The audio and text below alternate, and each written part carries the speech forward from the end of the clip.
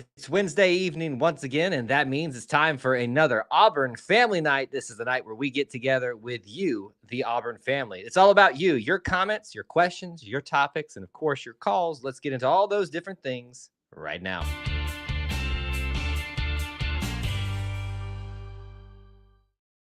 War Eagle, everybody, and welcome back to another edition of E2C Network Live. And thank you so much for joining us and being part of our little family within the Auburn family. As is typically the case on Wednesday nights, we like to get together and talk about you, the Auburn family, and talk about what's on your mind, what's on your hearts, what's on your souls, all those different things. The Auburn experience, as we like to call it here. What is the Auburn experience? It's all about Auburn sports, Auburn culture, Auburn family stuff, all of those things. If you want me to put a finer point on it, let me back up. If it's orange and blue, it's what we do, and it's what we'll get into here today on this particular stream, mainly focused about you. As you're coming in, please do this for us. It's a huge help. Let us know you're here, first of all, with a War Eagle. Put something in the chat on the live portion. If you're on the replay, you can even drop some stuff in the comments as you're watching. But also, smash that like button. It's a huge help to us. Lets people know that we're live, lets people know that the show is worth coming by and checking out, even on the replay.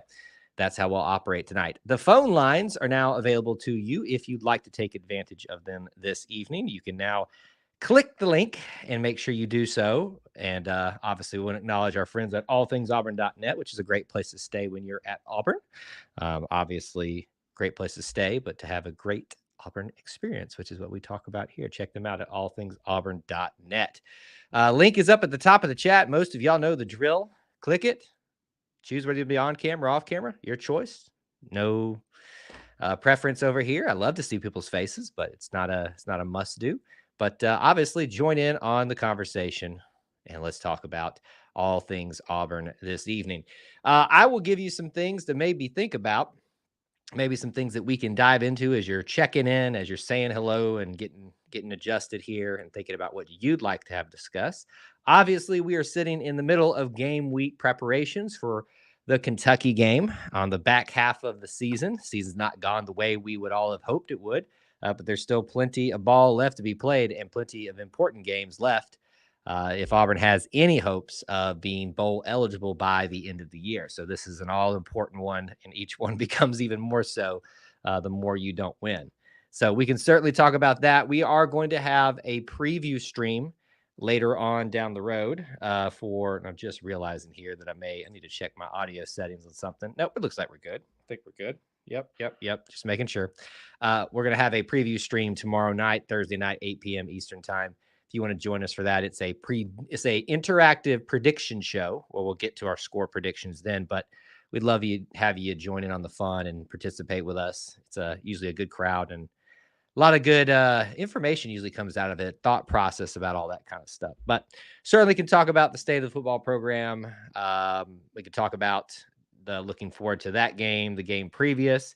We are just weeks away from real basketball, but basketball even starts this week with a preseason game at Furman. I won't be at that one. I did take a second there to think about, could I make the trip for this? And unfortunately, no, I won't be making the trip. That's on the table. We've got a lot of good things happening in the world that are Auburn related. Marcus McNeil just got named to be an SEC legend to represent Auburn this year in Atlanta. What else out there? We're approaching Halloween. If there's any Auburn Halloween stuff that y'all want to talk about, anybody dressing up as Aubie this year? It's really all on the table and up to you in regards to what you may or may not want to talk about. So don't be shy. Jump in the chat, say hello, and we'll get into all the different things that you may or may not want to talk about tonight. Good to see you, 313, and thanks for being here on the show to start off. If you'll look on our cue card here in the stream, you will notice that one of the best shots ever that I've taken in my time of producing content for E2C Network is there from Tip Off at Tumors. That's certainly something we can talk more about if you guys would like more information about that. Last time I was with you on this particular night, on this particular series, the show that we do every Wednesday night, was leading up to the next morning. I was going to Auburn as a Tip Off at Tumors, and I can tell you that it went extremely well. Talked about it with Austin on the podcast this week. Really, really, really, and part of the reason I'm wearing this tonight too. Went really well. Uh, I think the best iteration of tip off at Tumors ever. And I know that's a very limited sample size. Austin and I were trying to figure out in our heads. I think this is the third official one that happened. A fourth one, or at least there's one out there, which we believe would have been the fourth one, was scheduled and weather just got in the way and would not cooperate. And I believe we kind of had that similar thing last year where it looked pretty bad, pretty bad, pretty bad. And then, like the day of, it opened up, but it still was pretty damp in the air. So they couldn't do things like the dunk contest.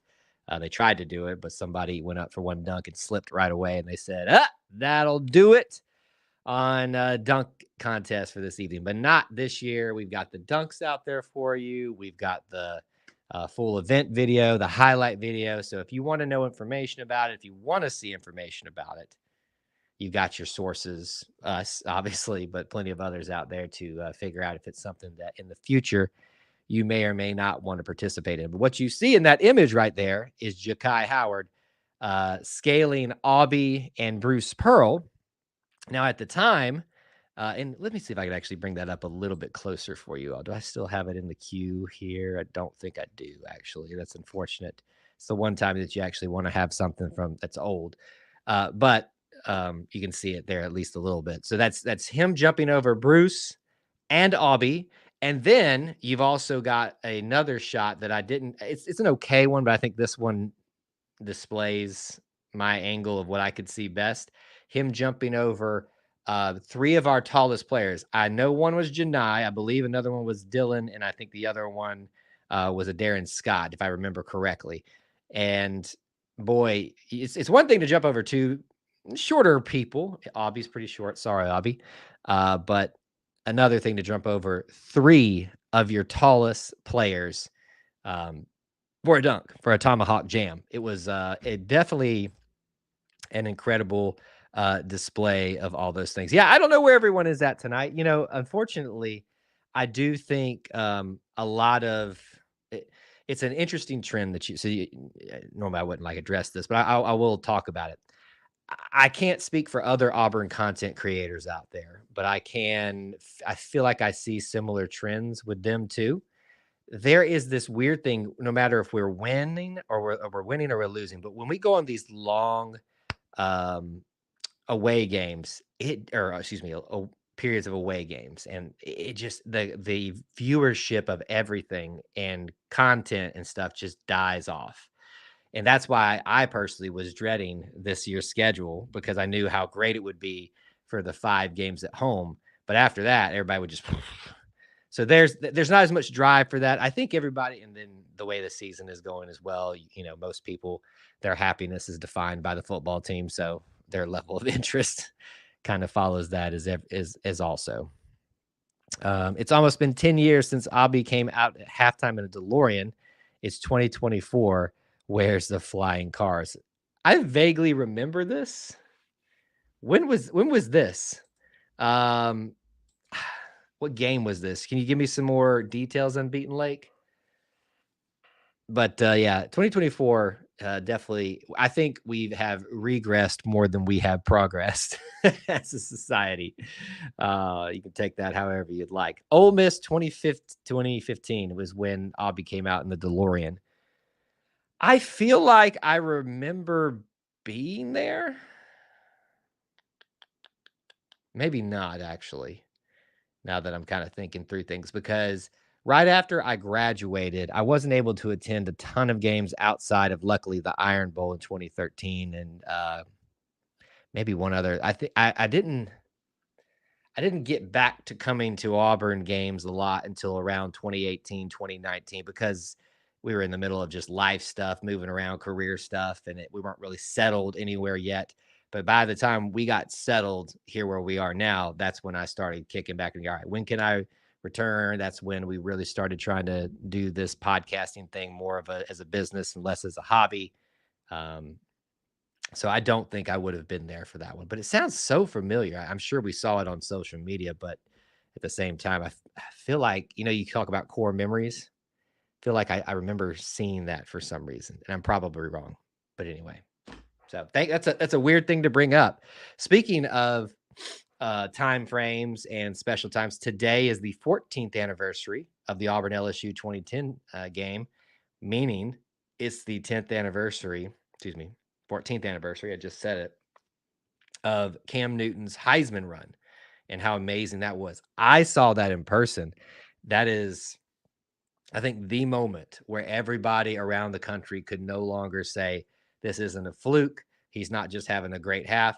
This is your Heisman favorite right here. Now, they tried to take it away from him. They tried to, keep him out of that. They tried to keep us out of it. It didn't work. It did not work, but it was an incredible, incredible game.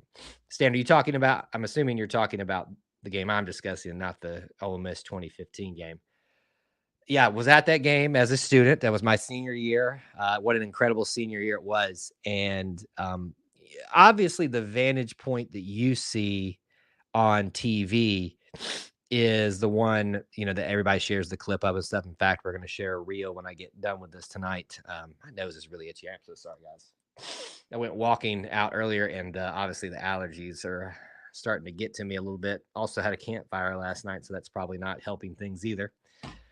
Anyway, yeah, the vantage point from the student section obviously is the reverse of that. And so we had a better view of Cam when he first came through the line, because then he runs back to the right if you're facing the way they were facing, and then kind of zooms back towards the middle. So about the time he starts zooming back toward the middle and where Patrick Peterson tries to kind of meet him and just can't catch up to him when he accelerates, and even the TV brought like, he accelerates.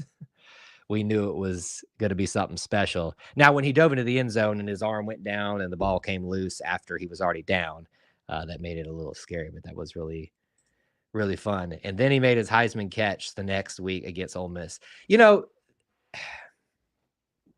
That's a cool moment. And obviously it was done to pander to the to the Heisman voters, but it really wasn't, as in hindsight, it's not as like spectacular as we made it out to be. I mean, it's cool. Your quarterback caught a ball, but to me, it's more about the whole story, and just not that one moment there. And I'm a big Cody Burns fan. Cody threw the ball to him in a perfect spot. Threw it about as well as Peyton Thorne threw it to Robert Lewis. And put it in a perfect spot where only Cam Newton and his big old behemoth of a self could get it. Yeah, his knee almost touches the ground. We shared that photo today, courtesy of who I don't remember who it was, but if you go on our social media with the credit there, you'll see it. You can see how close his knee comes to being down. And it was not. It was not. Cam coming through Matthew and Peterson on that run makes it even better. Oh yeah. Context makes everything better with these things. It also makes everything more sensible when we've been talking about some of the subjects we've been talking about. But a moment in and of itself, like the Cam Newton Heisman run, is really special. But then when you talk about the context, especially with the hindsight of time, meaning we know what Tyrann Mathieu and Patrick Peterson turned out to be the rest of their college careers, and at the pro level, the fact that he did all of that amongst those two guys is an incredible feat. And the fact that I got to witness it as a student during my senior year, to me, I don't know how you could have scripted a better senior year. And if I'm going to make it all about me, but what an incredible run and what an incredible moment. Thomas says, I only got to watch two games live in 2010, Ole Miss and the Natty. I was working 3 p.m. to 11:30. Worst decision ever. Yeah. If that was a year that you did not need to be working during that time period, that was the year, because it felt like every game in the middle of the season, and it makes sense because you were the hot team. CBS wanted the hot games with the hot teams. Auburn and LSU was a midday game, I believe. So was Arkansas. That was a big with Ryan Mallett. Ole Miss was a midday game, I think, if I remember correctly, even on the road. Kentucky was a night game. I talked about that a little bit today on the TikTok live streams with some TikTok people. Um, what else? La Mo. About I that was the one game of the regular season I was not at as a student because I had a class trip we had to go on. We went in the field a lot during my line of study, and I remember sitting in the car trying to listen on the radio in between things that we were doing out in the field as to what was going on in the game. We all knew that we were going to win. We just wanted to know that Cam did well, that all that kind of stuff. Georgia was a midday game, so was the Iron Bowl. Basically, Auburn and CBS at 3:30, 2:30. That was a thing during that time. So yes, Thomas, you picked the wrong time to be doing that. The absolute worst time. I watched every game in 2010. Somehow my work schedule perfectly aligned. How did that work out? The only time I was worried was the snowstorm night before the national championship game. See, if this is what this stream's going to turn into, I'm fine with it. I'm going down nostalgia here. So I want you guys to place the yourself in my shoes as a student. This is your senior year. This is the end. You got a lot of life changes coming up, and what an incredible year it is. So we have this incredible, um, we have this incredible season. You go through the holidays, and Cam wins the Heisman. All the bowl games are happening and stuff like that. And we know that the national championship game is not going to be till, like, I think it was January 9th, I think. And I believe, if I'm not mistaken, classes were supposed to start that day or just had just started. And I think they canceled it because of the weather and because of they'll never say it was because of the national championship game because it was going to be on that night. But the whole town shut down.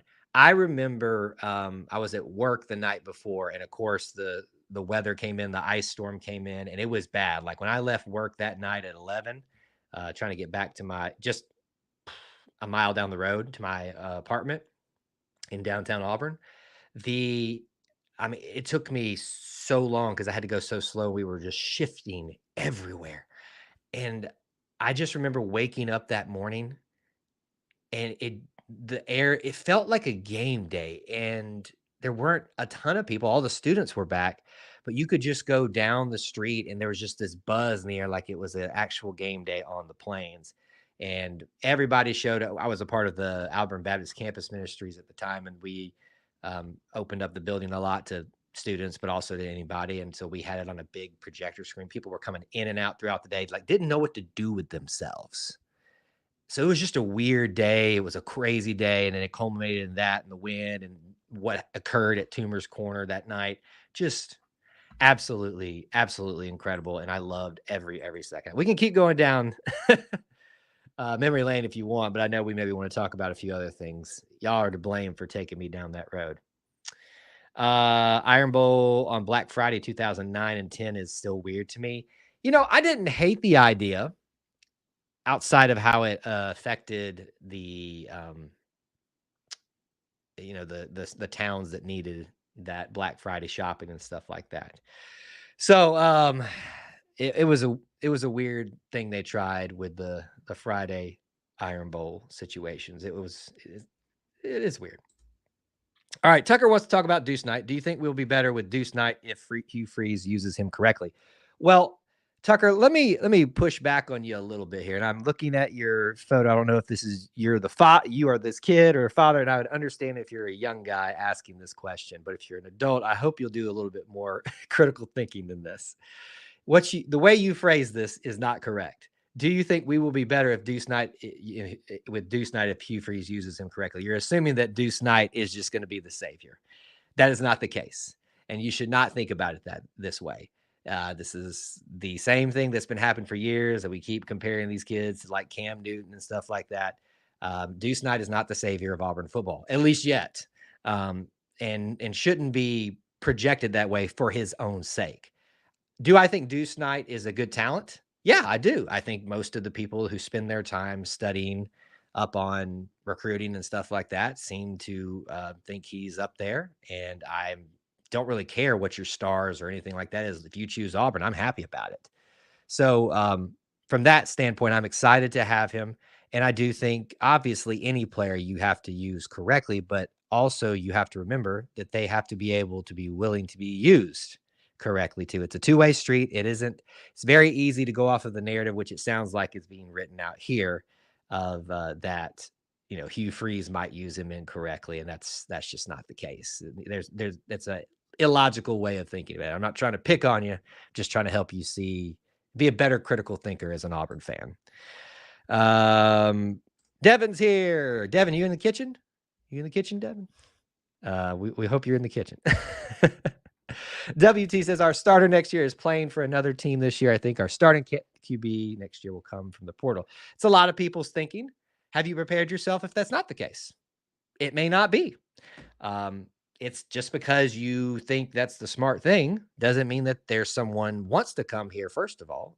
A is reasonable enough that you can go get. But I do believe that this is going to be one of the more wild off seasons in terms of quarterback conversations that we've had in quite some time. A, because Peyton's got it locked down for the last 2 seasons, so that in of itself has got him figured it out.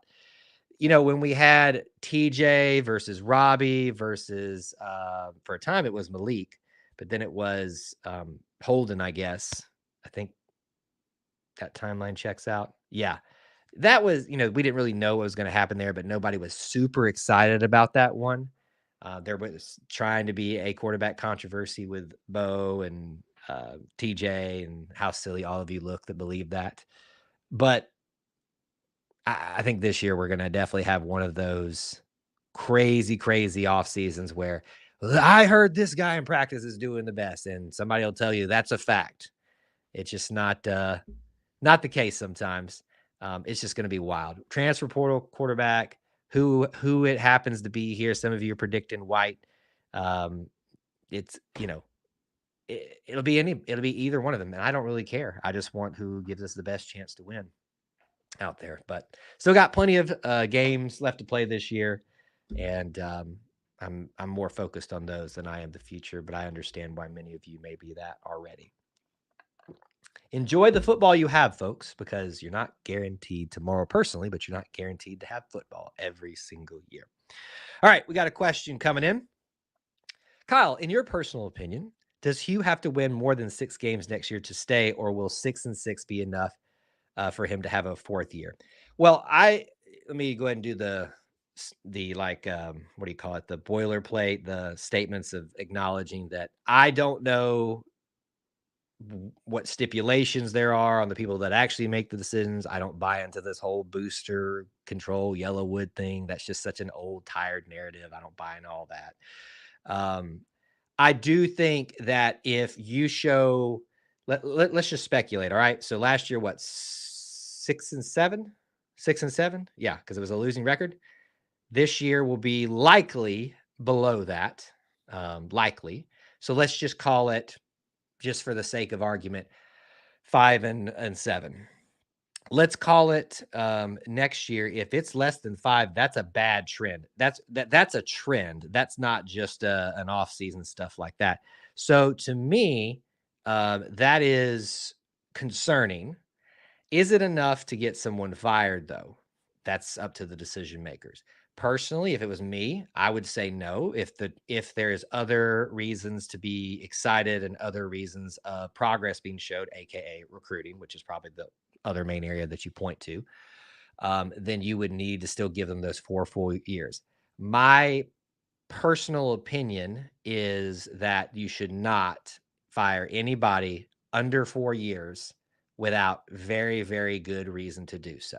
And I know that brings up the whole Harsin argument and stuff like that. We could certainly discuss that, but I think that he was done enough to secure himself for a while and should be given that, because if we continue on this every single year, or every 2 years, or every year, we're talking about this ain't working, panic mode. It's just going to get worse and worse and worse. You will become the old Tennessee, and look how long it took them to get back to relevancy. Is it strange that I think Kentucky's the most winnable game left on the schedule? Yes, it is. Lambeau is way more winnable just from the fact that we're at home. I know that people are trying to make them out to be something scary, and I think that they're a good team, much better team than probably thought at the beginning of the season. But I think that's just a lot of hyperbole out there around that. No, Your home games are always more winnable than your away games.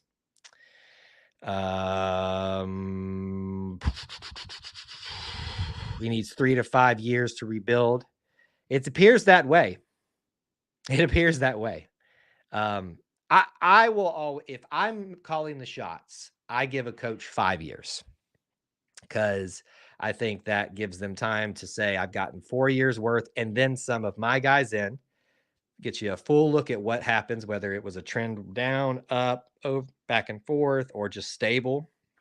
I think then you can make well-educated decisions on, and it gives your program time to maintain continuity, so that if you do need to make a change again, then suddenly it's not that big of a drastic thing for you.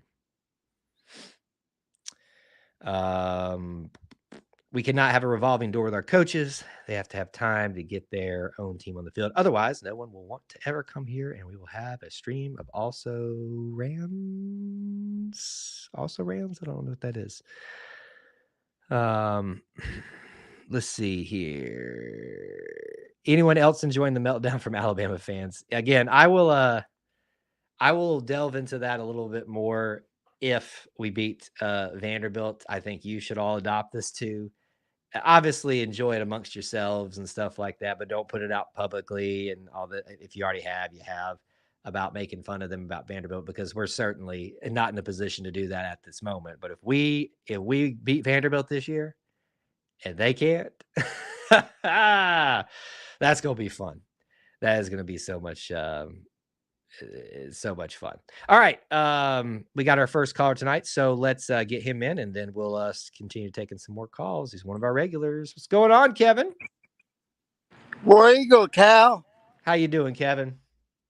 Fine. Me and one of my good friends went out to eat tonight. Well, good. Did y'all talk some Auburn football at the table? Yeah. What'd y'all talk about tonight? That we will beat Kentucky. I hope so. I need you to finally be right on one of your predictions coming up here soon, because it hasn't been going that well. But I hope you're right. Yeah. So how are you feeling about Kentucky? Any thoughts on other than that we'll win? Like, what's going to happen? Give the ball. Let Jaquez Hunter run 20 times with a football. So you think 19 wasn't enough? 20 is the ideal for him? Yeah. Well, what do you say that his average went down the more the more he got the ball? Does that worry you at all? No.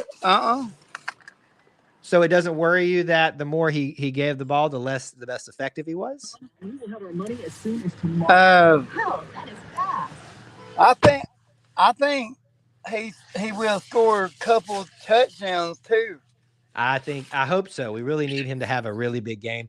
Hey, if you like Jarquez touchdowns, I will recommend that you watch the College Football 25 simulation we put up today.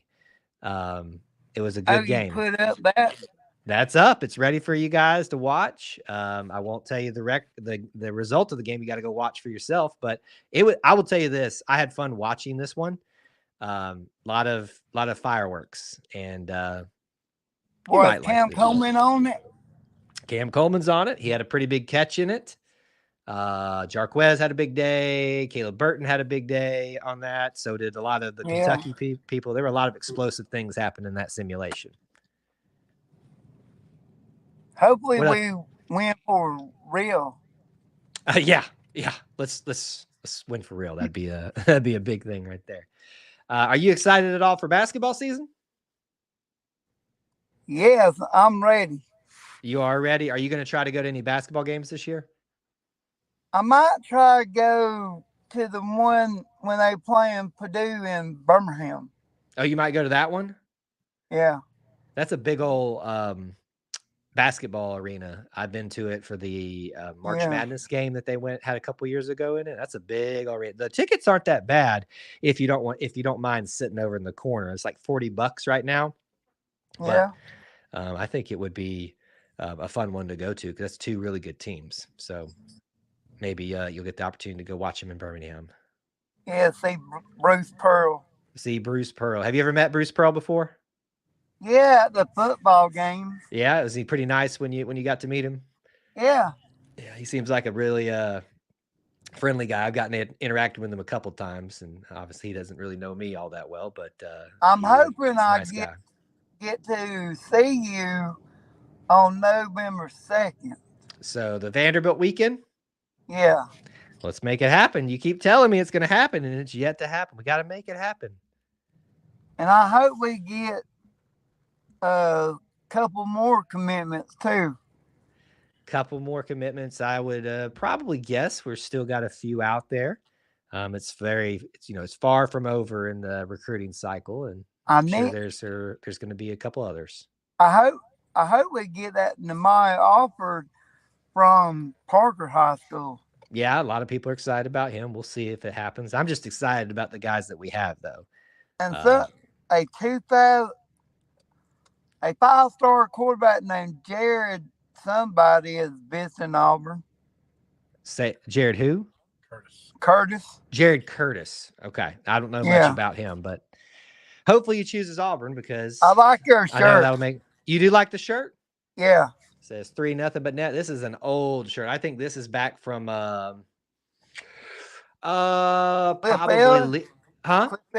Cliff Ellis. Not that old. I am that old, but not that old.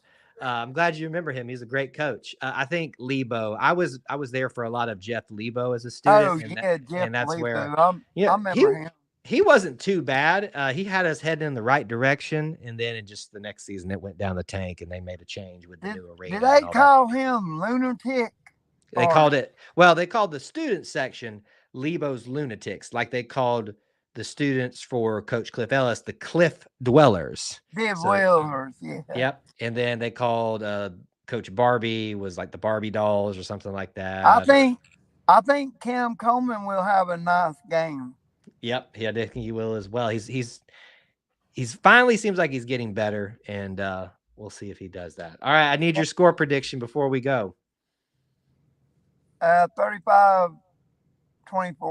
35-24 Auburn? Yeah. You heard it here first. Sounds like a couple of touchdowns for Jarquez and Cam Coleman. I'm the Auburn legend. You're the Auburn legend? Yeah. Well, I guess you're talking about the Paul Feinbaum legend. I don't know if you want to be that, but no, I can't. I can't stand him. I've heard stories about him, but anyway, I hope you're much better than any legend. You're our legend, Kevin. Hey, my high school team is 7-0 right now. Well, congratulations to them. We hope it keeps going for them the rest of the year. And we're getting a trophy after Friday night's game. It says region champs. Well, cool. That's awesome to hear. It's awesome to hear, buddy. Well, I'm looking forward to when you go ahead. My birthday is next Tuesday. Well, make sure you show up next Wednesday, and we'll wish you a day late, but a happy birthday then. So happy birthday to you. I hope it's a good one. Okay, buddy? Okay, War Eagle. All right, War Eagle, buddy. Bye. Bye. It's good to hear from Kevin. Thanks to him for calling in. We'd love to hear from some of you guys. So make sure you click that link up at the top, and we'll jump in with you. And let's see what's been going on in the chat here.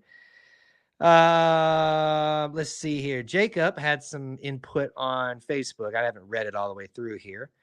You may have noted this in the last show. Freeze has done what the fans and the media have wanted twice this year. Put Hank in, and then in his last game ran the ball. Neither worked out great. Got to let Freeze do his thing. Hope it works out better next year with more of the players. I detect no lies.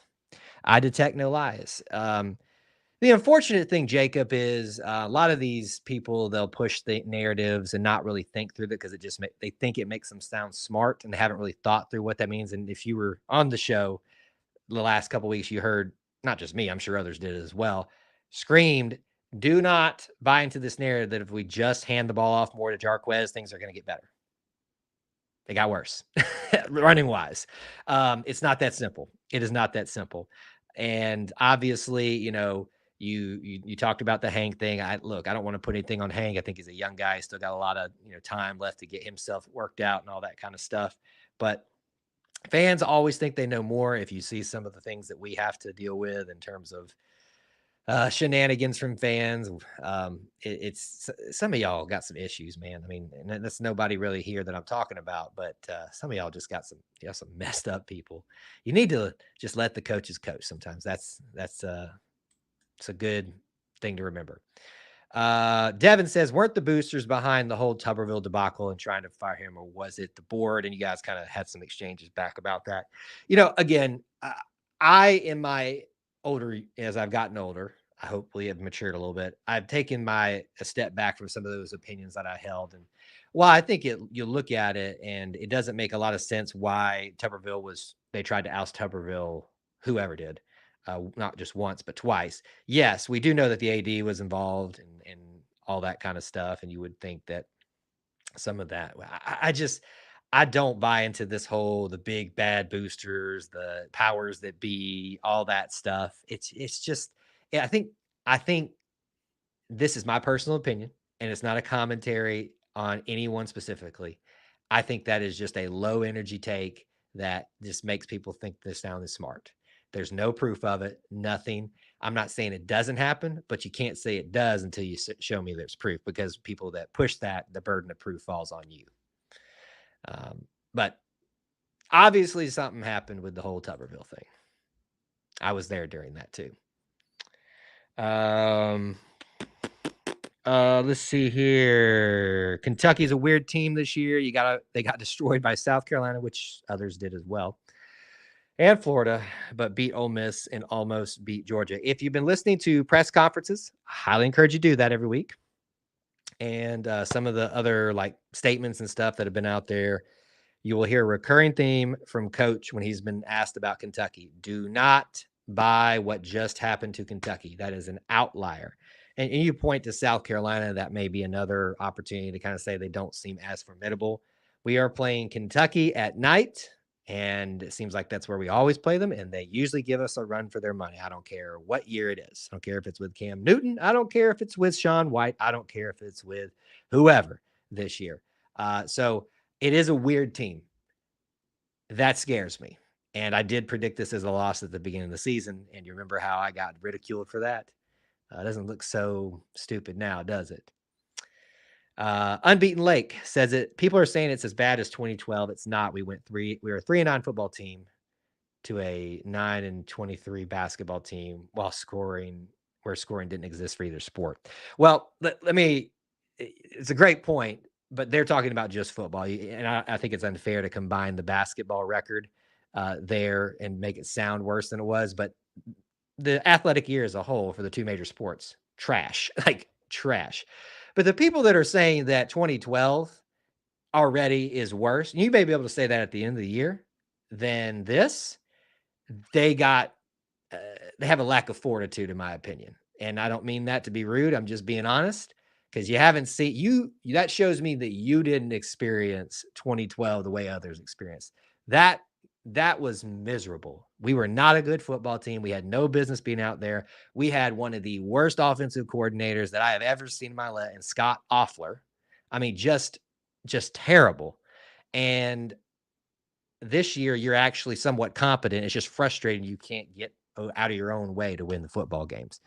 But anyway, 2012 at this point is far, far worse than that. We got another caller in. We'll take him in just a second. Let me see if I can catch up and chat here if we haven't covered everything.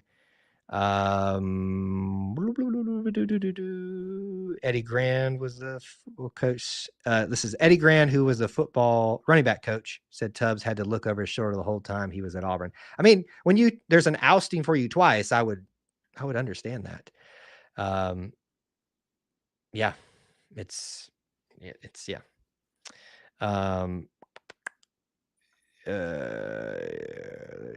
Yeah, the team quit. There was a lot of stuff going wrong. It was not a fun time. All right, let's get our next caller in and let's say hello to him. Another one of our regulars. You know him, you love him, Mr. Manville. What's going on? Warrior, y'all. What's up?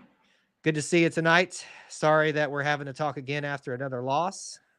You know what I'm not even gonna mince words here, and I'm gonna get straight to what I want to ask you about. What's going on with that offensive line? Clear deficiencies. Poor Poor footwork for one. Not that I can maybe, and I'm not going to use names, numbers, or positions because I love these guys. They're playing for Auburn, but there's two of them that have got such slow first steps and slow foot movement, and their hips. It's like they're great from the waist up, but from the hips down, it ain't working for me. Yeah. And that I'm not the coach, but it's just not working. Mm-hmm. If people are getting by you on a consistent basis, on run plays or pass plays, doesn't matter to me. But if you're whiffing on blocks, it consistently, which would be at least 2 a game, give or take. You're not the guy, and we don't have anybody to back it up. So we got to play with what we got, and it sucks. But we got to play with who's there on the team right now.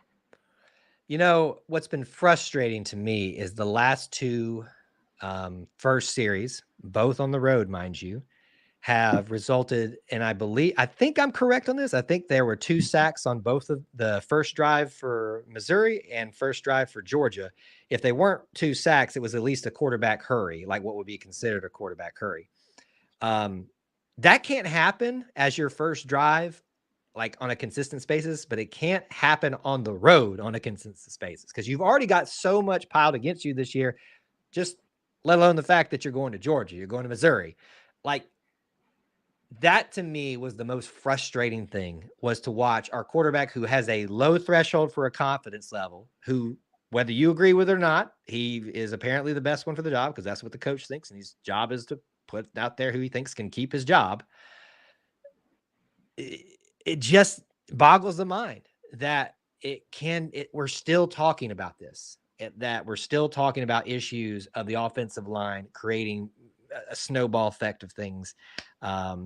Everybody screamed, run the ball with Jarquez. And you saw what happened. I mean, it's not, maybe it's a little bit on Jarquez too. I don't know. I'm not going to sit here and say, but it's just, it ain't that simple. Like you said, you've got to work with who you have. I'm frustrated though. I'm frustrated that you and I are still having to talk about this. I mean, literally, there's nobody better to play. And we can argue different positions you may want to put somebody else in. Sure. But if there's literally nobody better on the team right now to put out there, our results are based on who's on the field. Yep.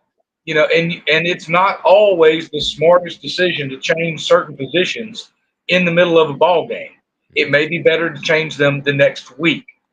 But I don't understand taking somebody out because they messed up and then putting them right back in. Yeah, I got you. It's a hard thing to break down. It really is. Yeah. But that's where we're at right now. So let me give you a glimmer of hope. I don't know if you followed it. I don't remember what social media you're on, but we give the Twitter notes for teleconferences and stuff. Today, Hugh said that, and was asked that, what about DeAndre Carter, who's the guy we went out to California and got, a highly regarded prospect. We've talked about him before, and said that he is getting first team reps this week. He did admit that he is hesitant to put him into a situation against a Kentucky defense that is very formidable. Is he ready for those type of looks that he's going to get from Kentucky? But for everybody that's calling, let's just play whoever now, there's your window of opportunity. DeAndre Carter is getting first team reps alongside the people that are already getting first team reps at certain positions. So if you want new faces, it sounds like it's coming. No.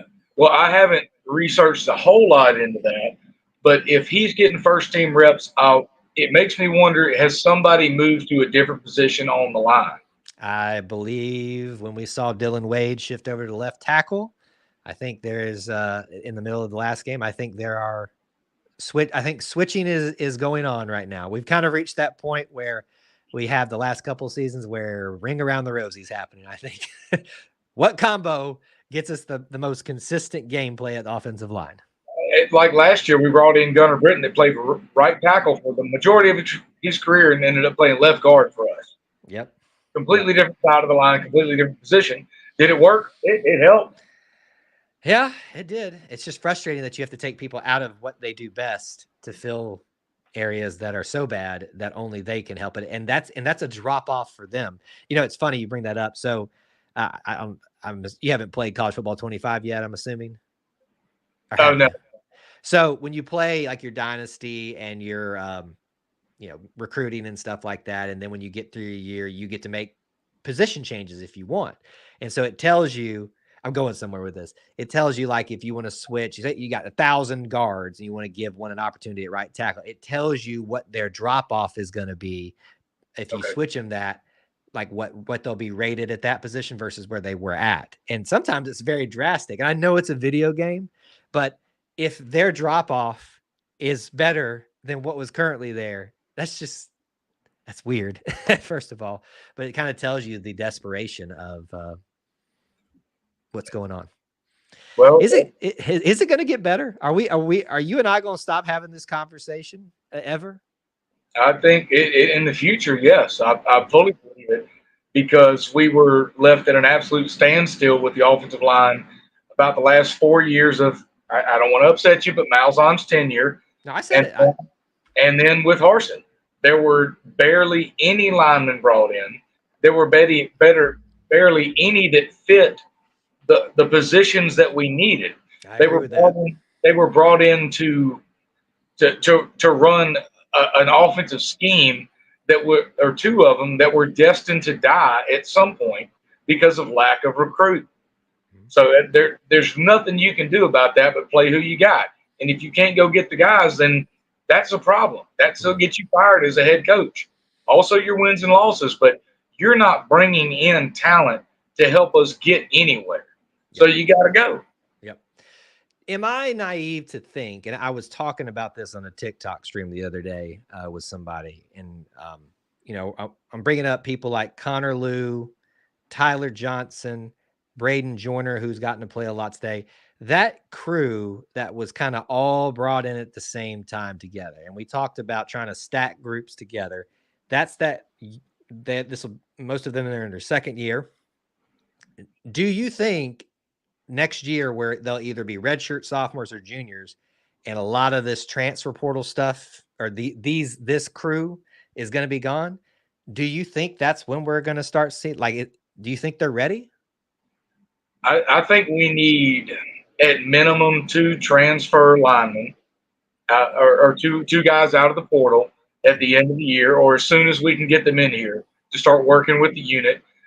Don't discount Dylan Senda at all. The kid got some. He's got good measurables, but I like his style of play. I don't think it's 100% polished yet, but I really like the way that kid plays. So, and then you've got DeAndre Carter. So if you bring in the guys you mentioned, plus Senda, plus Carter, and they've got some playing time, and 2 guys from the portal, I think that would be an ideal foundation for the next recruiting class. And then we've still got some guys coming in. I'm trying to. Buster. Yes. Job Buster has a motor on him. He doesn't stop until the whistle blows, and maybe a little after. And I'm not mad at that as a lineman at all. Put somebody in the dirt, like that's your job. So I think we are right on the cusp of the foundation, and a foundation needs to be strong. And I think we have that strength with 2 guys coming out of the portal that we're desperately, because you got to have depth and you got to have experience. Because it's rare true freshman unless you're just God's gift to the trenches that you're going to start and do great. But yeah, I think we're looking at a foundation, and we need to keep looking at recruiting, because you're not going to survive with a transfer offensive line every year. Right. That's what I'm trying to pull up for you right now. It's being slow for some reason, though. I don't understand why it is. The names, offensive line, they're being brought in this year. Ty Buster's one of them. Spencer Dowland, Jacoby Ward, Ryan's a tight end. There's a couple others I am trying to get to very quick. Tavares Dice is probably the most, and Broderick Scholl. Those are the guys that, what's that, 4 or 5 guys right there. Maybe someone else is added to the class. They're all coming together. They're going to be brought up together, while this crew that was brought in together is starting to kind of come to fruition. What I liked in what you said is you said 2 transfer portals, not 5, not 6, not piecing together everything. We're patching as opposed to building from outside. I don't know if that's the thing that fixes this, but I'm ready to have a conversation with you on a Wednesday night where we're like, did you see that block from so-and-so? Did you see how he opened that hole? Another on that same vein, today is the anniversary of the Cam Newton Heisman run. People do not give enough credit to that offensive line. They always want to say it was only Cam Newton, and it was a lot of Cam Newton. But Mike Berry, Byron Isom, Lee Zimba, Ryan Pugh, and I think it was Chad Slade. It may have been someone else. I know he was at least a factor on the offensive line. They, as a unit, maybe not as individuals, but as a unit, were some of the best pulling guards together. They opened up holes for Cam, for Mario Fannin, for Mike Dyer, for Ontario McCaleb that just were just wide open in a Malzahn offense. So I wish you and I could talk about those days again. Well, we might get there. And like I was saying, a foundation that would be a good offensive line in 2025 and a really good O line in 2026. So, but the recruiting, the way that Auburn's recruiting is trending up right now, that says a lot about this coaching staff, even though they're not winning ball games. Yeah, there's a lot. So if these guys still want to come in, I mean, and I can beat a dead horse, bury it, dig it back up, and beat it again. But when the man got hired, he said, "We're not here till 2025." Any minute, he was honest. He will tell you the truth in a press conference of, "We didn't know what was going on. We're not there yet. We don't have the guys." And okay, I don't care if that tears the locker room apart right now because I want to win. Yeah. So I'm waiting on 2025 to get here before I really start judging on improvement.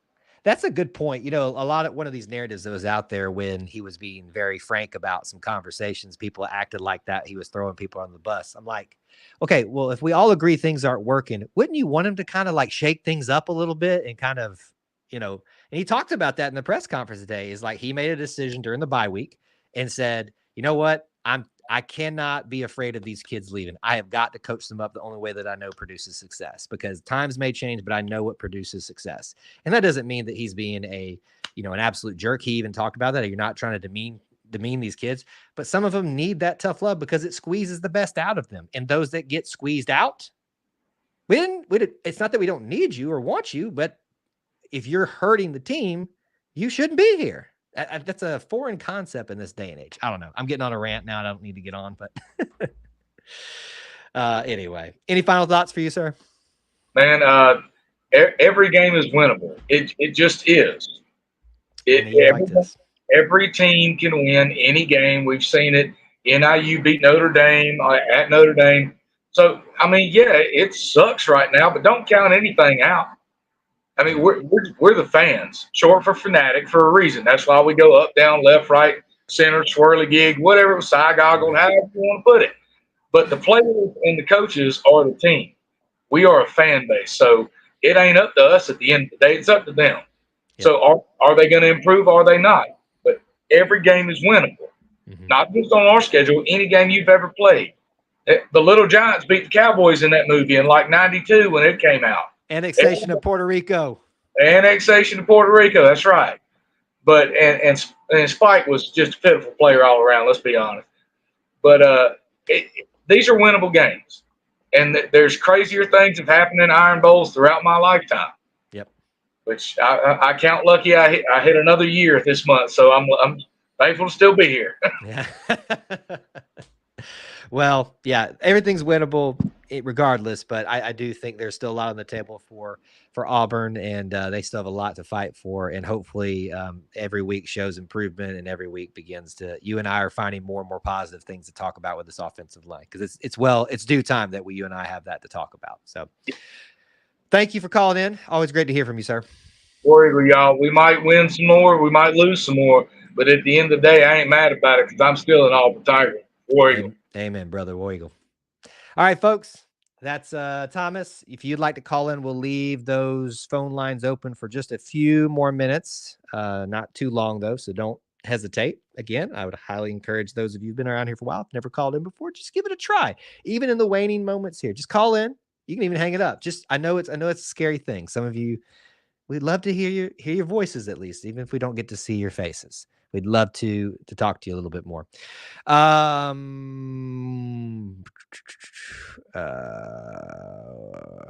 yeah, Devin, I've seen it's y- how do I say this without going on a rant again?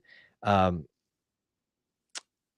i- i- People, adversity reveals character. And it's sad when a difficult season reveals the most about the character of some of our fans. I'm just going to be frank with you guys, okay? And I think this shouldn't surprise most of you because, we've had instances here. We do not tolerate on any of our content people taking personal, direct shots at our players and our coaches. And some of the things that people are saying out there that we've protected y'all from in some of our content are just horrendous. I usually give a warning on social media. Sometimes I've just flat out just blocked them because if that is, even if it's a mistake, that what comes out of the mouth is from the heart. And so to me, that's a reflection of your character, and that's not someone that we need you to be a part of in our content. There's just, it's sad when the adversity that you're not even in as the players reveals more about you than it does about the players. It's just sad sometimes. All right, she brought it up. She got me on my rant. I'll leave it there. Um, what were you asking earlier? I don't know if I'm missing some context here. Is it too much to ask for 6-6 again? No, it's not too much to ask for it. It just may not be a reality. It is. It's just.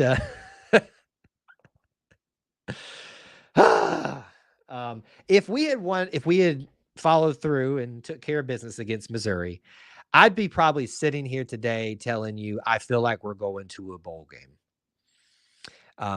Because I would have seen enough versus Missouri to feel good about this Kentucky game. I would feel much better about us going to home against Vanderbilt, even against Diego Pavia. Lamo's sitting on the table there. It's formidable as people want to make them out to be. And look, folks, I'm gonna say it right here in the camera. We're not beating Alabama, but it sure does look more likely than it did at the beginning of the season, even with what we've been doing or haven't been doing. So I would that game for me kind of started to diminish the returns for me when we couldn't finish that one. So it is a tall task to get to 6-6. Literally, you gotta don't win out, but you gotta nope, you do gotta win out. No, you don't. You can take one more loss.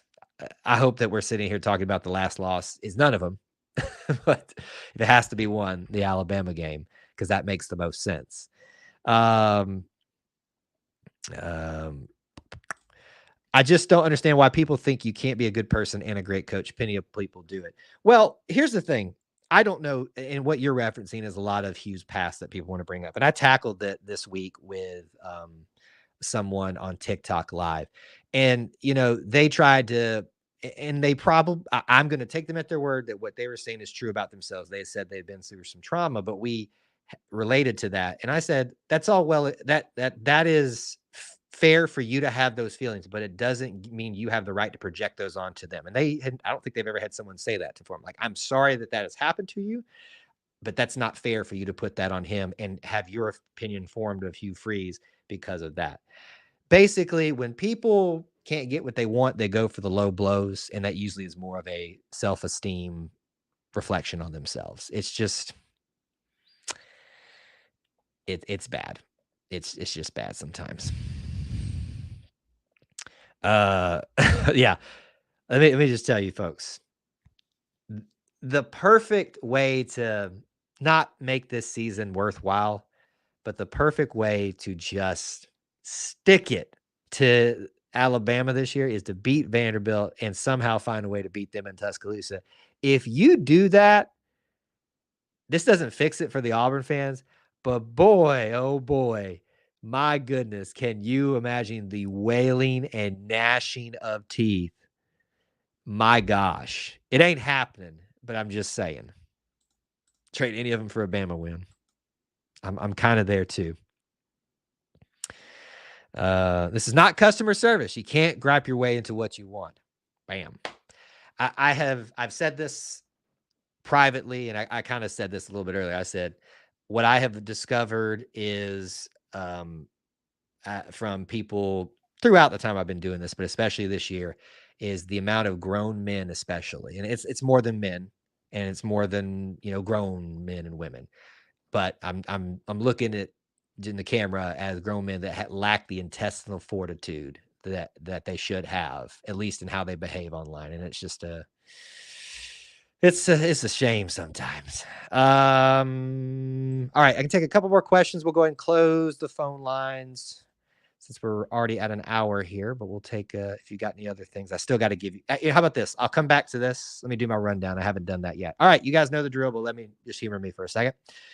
Next scheduled stream for you guys is tomorrow night, Auburn, Kentucky preview prediction show. It's usually a lot of fun. Join us. We're going to have a good time. Hope you guys can join us for that. Help us predict what's going to happen in the football game. We'll have a post-game show. It will be a late one, but it will be right after the game. No waiting. No having to wait for Kyle to get across campus to the mobile broadcast studio. I'll be here in studio, so we can literally go right when the game ends like we did last week. And we'll have the Auburn Experience episode 99. 99. We've made it almost to 100. Stay tuned on that. That's this Sunday at 9 Eastern time. And as always, we want to remind you, if you want to support us, support Alumni Hall, go to shop on their store via our link and our one link in our description. And you can, when you do that and you buy something, it helps support us. They got some great Auburn gear there. All right. Final comments, questions, derogatory rebuttals. Let's see what we got going on here.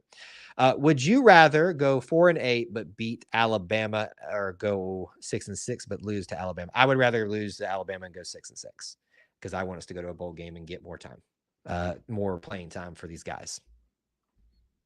I want to beat Alabama more than anything, but I would sacrifice a win over Alabama for more playing time. And it's for those that choose to participate in it. It's a great swan song for the people that will not have any more time at Auburn. It's a loss sucks like it did last year, but in a bowl game, it's of no consequence other than saying goodbye and letting people get some more playing time. Devin's got a long one here. One more thing, Kez, I feel like I can't say this anywhere else. Some fans are saying they don't care about how bad a person is as long as we are winning. And if you don't think that you are stuck up, I think you wrote it right. Did you write it wrong?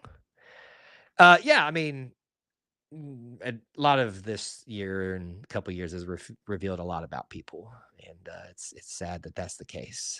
It is sad that is the case. Life is more important than football games. I don't think it's stuck and snooty to think that, okay, I'm done.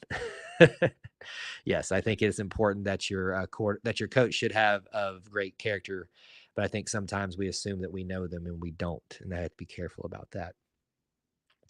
Kyle, can you have someone knock on your door during the post-game show and ask if you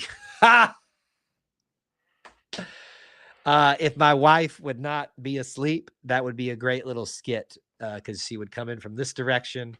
When I started doing this stuff, not on YouTube, but I originally was only doing it on Facebook. And I mean, you can go find some of those things. It is bad. She did make pop-in appearances every once in a while. The room looked a lot different. I looked a lot different, but that's a dustbuster type of moment there. Literally me going, can I help you? Anyway. All right, folks. Thanks for hanging out. Good show tonight. Good interaction. Always love talking to you guys. And I do mean this. I really, really enjoy these nights because you are the best little family within the Auburn family. And I appreciate you so much. Thanks for hanging out. Till we talk to you again. War Eagle.